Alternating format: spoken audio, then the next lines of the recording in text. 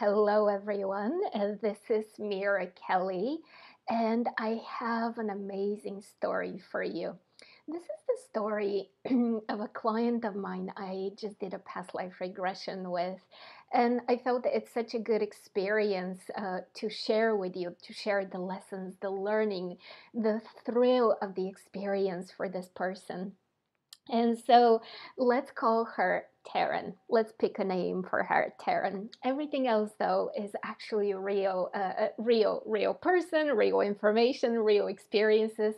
And so Taryn told me that when she came for us to work together, her biggest question was about love, and she told me that when she was really young, she was in love with someone. They were in a relationship, and then he walked away. It really broke her heart.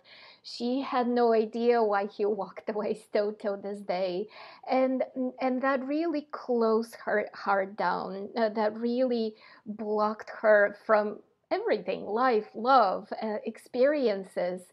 And so she decided she was not going to do love, and it was too painful, too much. And so she got into a relationship with somebody she was not in love with. But, it was somebody, she wasn't alone. And they were together for 30 years. And I asked her, "Do you have kids together?" And she was like, "No, thank God not." And she was saying there was just no connection, no passion, no connection, no common interest, nothing, nothing, nothing. And she was the one who ended the relationship after 30 years. And she did it by taking a job in a different country. So that move liberated her from the relationship, from her old life. And when she left that person, he was really devastated. He did not want anything to end. He was very happy with the way things were for the two of them. And when she was telling me all of this, she said, "I really don't know why I stayed with this person for 30 years. No idea." And then she goes to this new country, takes on this new job, and as she is now in this new life, in this new experience, she meets somebody new, and this man really helps her open her heart, and this man really allows her to reconnect with her feelings, with her emotions, with her femininity, with literally that place within herself that she had thought that she had shut down for good. However, here's the trick. This man is married, and they never jumped into an affair, never had an affair. It was just a platonic, strong connection. And as the two of them are engaged, talking, connected, sharing, and they were in close proximity with one another, she was really able to blossom. She was really able to connect with herself. And of course, she had this desire of, "Oh my God, is more possible? Could the two of us be together?" And he was very clear with, "No, I'm not leaving my wife. I've committed. I've committed to my family." And so now, 12 years later, so this has been going on for 12 years later, she is in a place of saying, "Okay, I want the best of him. This is not what I'm looking for. I'm not looking for this connection, but I'm looking to sever the ties with him." I've been really asking Archangel Michael, she said, to cut the cords and cut the ties so that I'm liberated. So I actually really find my person, my guy, so that I have the relationship now I'm dreaming and yearning for. She said that she was using the word longing. And when she was saying I'm longing for this love, I was feeling her. And so now that the background is set, now that you met Taryn, I want to share with you what she experienced in her past lives. And so, in her first past life, it was really very interesting. So, for Taryn, the experience was very much 3D. Everything was happening slower with more details, visually, emotionally, the depth was there. And so she said to me, I am this woman, right? As I brought her into another lifetime, she said to me, I'm this woman. I look at my feet. I have these sandals. I have this skirt. I have this blouse. I'm holding a flower in my hand. I'm happy. And she described herself as a young woman. And she she I brought her to the place where she lives, and she described it as a small house made out of stone. And when she walked inside the house, she said it's a little darker, but it's also cooler. It's a protection from the sun. So she was really living it moment by moment, right? It was happening for her moment by moment. And um, and so she said to me that she lives there with her mother, and she's a young adult, a young older girl, if that's a wrong way to describe it, a young woman. Um, and she was saying to me how she has two younger brothers, and they're just playing with one another, just being mischievous, and just like boys playing with one another. And she immediately recognized one of them as this man who had helped her open her heart.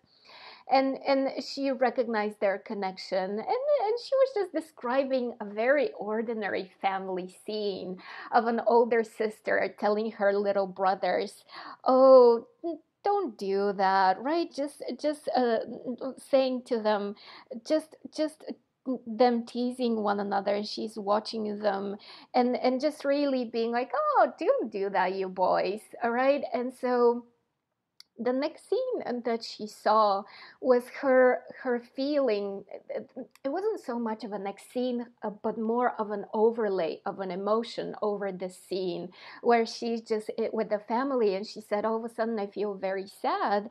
And she said, I just know it's not going to last. I'm looking down because my notes are here. And she was saying, I just know it's not going to last. And I said to her, okay, well, let's go to the next moment and see what's happening. And sure enough, as she's saying, somebody's hitting me with a knife from behind, somebody's hurting me, and I'm being hurt. And and she couldn't quite understand what's going on, which is totally natural, right? The shock of the moment. And so I asked her to rise above and to observe the scene from above. And she was saying to me, oh, it's this man, this darker figure, this darker man who is hurting me, and who is really angry and jealous and full of a lot of just anger. And she still couldn't understand, why is this man hurting her, right? And so this is where the beauty of this woman's ability to go into deep trance really struck me. So I said to her, well, ask him, right? Like, ask him, why is he hurting you? And so sure enough, she says, why are you hurting me? And sure enough, he gives the answer. I just love my work. I just love what's possible with consciousness when people are deep in the experience, right? And she says, oh, he's telling me that he wanted to marry me. He was a suitor of mine, and I refused him. I didn't want to have anything to do with him because I didn't like him. He wasn't somebody I wanted to be with. And so in his rage, in his anger, he uh, he he he killed her. And so here's what happened next. I said to her, this is where the amazingness of this experience is. I said to her, do you recognize this person as somebody you know in your present life? And she said, absolutely. This is my former husband, the one of 30 years. And she said, he's the one who is hurting me. And so now here's what's so amazing, and here's what I want to bring to you as a lesson. I want you to hear this so clearly. Love binds us, but also hate binds us. Hurting other people binds us. So if you ever needed a reason to be a good person, this is it. Don't do things that are gonna bind you to other people, for real. Because here's what happened with these two. now he came back. The two of them came back in this life as a husband and wife. And do you remember her question of her saying to me, I don't even know why I stayed with this man for 30 years and why was he so in love with me and not wanting to break up the relationship? And I didn't feel the passion, didn't feel the connection. It wasn't there for me. Well, that's the reason. By him hurting her, he bound himself to her, right? He had to now, if you want to use the word karma, he had to repay the karma of being there and really serving her and really loving her and really balancing out what he did. And sure enough, she showed up as a willing participant to help him clear the karma. So it's not like she couldn't have a choice as a soul, right? She of course had a choice as a soul.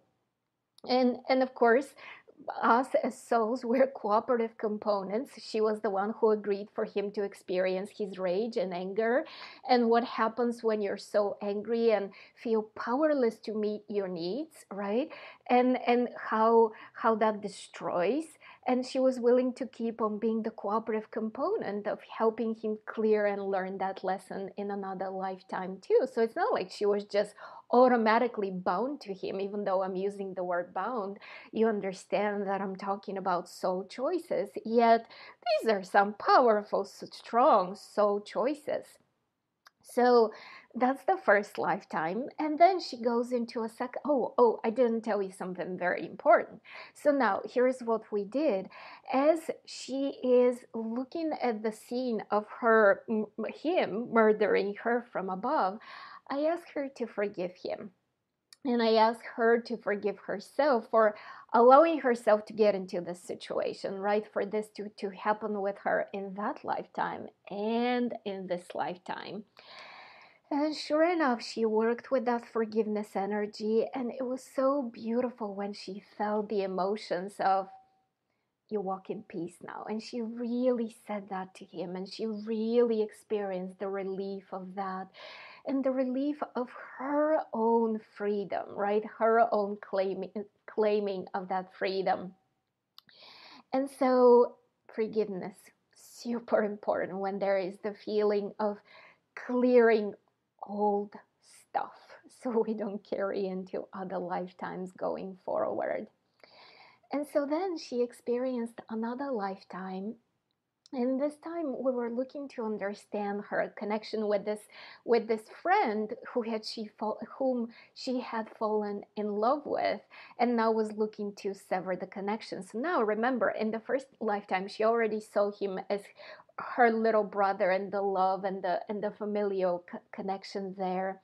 And now in this lifetime, the second lifetime, she saw herself as this beautiful woman sitting in a bar, and she was sitting at the bar having a glass of wine. She was describing to me that she was wearing red heels and stockings and this dress, and she was anxious. She was very, very anxious. Oh, and she told me at some point, oh, did I tell you I'm also smoking? I'm really very anxious. I'm smoking.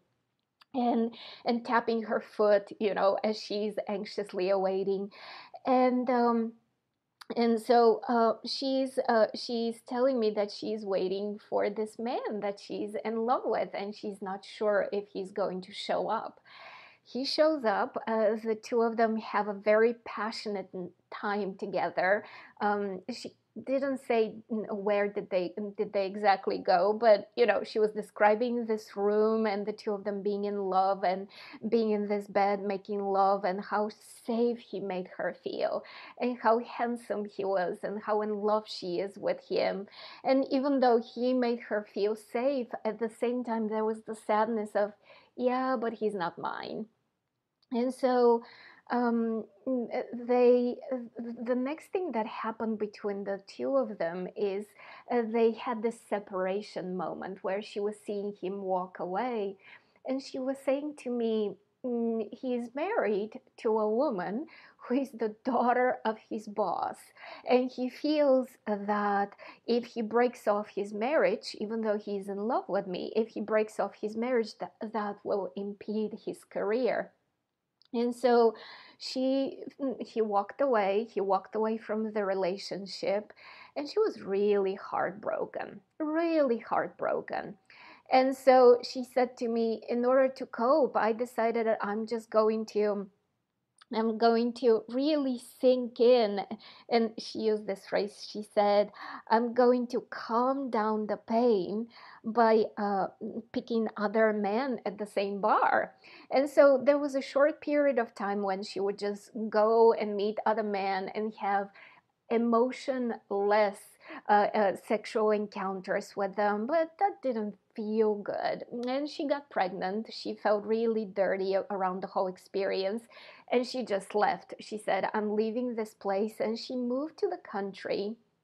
And and it was just her and her daughter. She was raising her daughter, and she was still so in love with this man. And she was saying, as I look at my daughter, I'm always looking for, does she look like him? Does she have his features? Is it his mannerisms? And then she'll say, and still it doesn't make sense, because when I do the calculations in my head, it could not possibly be his girl. But still, the longing, the love. And so then the next important thing that happened for her was that he came back. She said, he found me somehow, and I know he's here for good. I know that we're now going to be together. And he again, I asked her to have a conversation with him so that the two of them can communicate. And he told her that he had broken up the marriage because the former wife was realizing that something is different. He's not present. He's not interested in the relationship. So they had broken up the marriage, and he had found her. And she was describing to me this sweet, lovely moment of her little girl sitting on his lap, and the three of them laughing as a family, and the little girl being really open with him and embracing him as her father. And then they went on to have two more kids, two more children. And she was saying, but now I look very different. I don't wear red high heels anymore. I wear more comfortable, relaxed clothing. I'm a mother, and we're all so happy. And so when she died, he had already passed on. She was surrounded by her children and their children. And she was really in a place of fulfillment, this feeling of never give up on love, always go for love. Love will open up for you. You just always stay true and committed to love. And that's the lesson that she derived from that experience. And it was really very moving how when she came out of the regression, she really had this clear feeling of, okay, I understand this man, this friend, came into my life to help me open up my heart. That was his purpose. Even though I wanted more, it wasn't for that in this life. In this life, the purpose of him coming into my life was to remind me how good love could be, to open my heart and to let me move on. And so she said, the energy is clear. I feel very clear. I feel very open to love. I feel like the blocks are cleared. I understand why I stayed in that marriage for 30 years previously. And now I'm ready. I am ready for love. And there was such lightness in her, such freedom, such sense of I am on my way, and I feel unencumbered. So I wanted to share this story with you because it really felt so deeply moving for her, for me, listening to everything she was speaking of. And also, I wanted to convey that to you. Don't give up on love. Remember, don't hurt anybody because when you hurt people, you get bound to them. And also, if you stayed with somebody for a period of time where it just doesn't make sense, well, think of Terrence's story. Maybe there was a good reason for it, right? Maybe you were helping them learn lessons and balance out their karma. And maybe somebody who comes into your life, if the relationship doesn't unfold the way you want it to, maybe it's not meant for it to be that way. Maybe in this life they're simply meant, even though there's undeniably strong soulmate connection, maybe in this lifetime they're really meant to just be the person who uplevels you in your expectations, in your life, in your openness to love. And so I'm sending all my love. Reach out to me. Email me at info@mirakelly.com or just through my website so that we can work together and so we can clear the blocks that you're experiencing in your love life. I'm sending you all my love. We'll talk soon. Bye for now.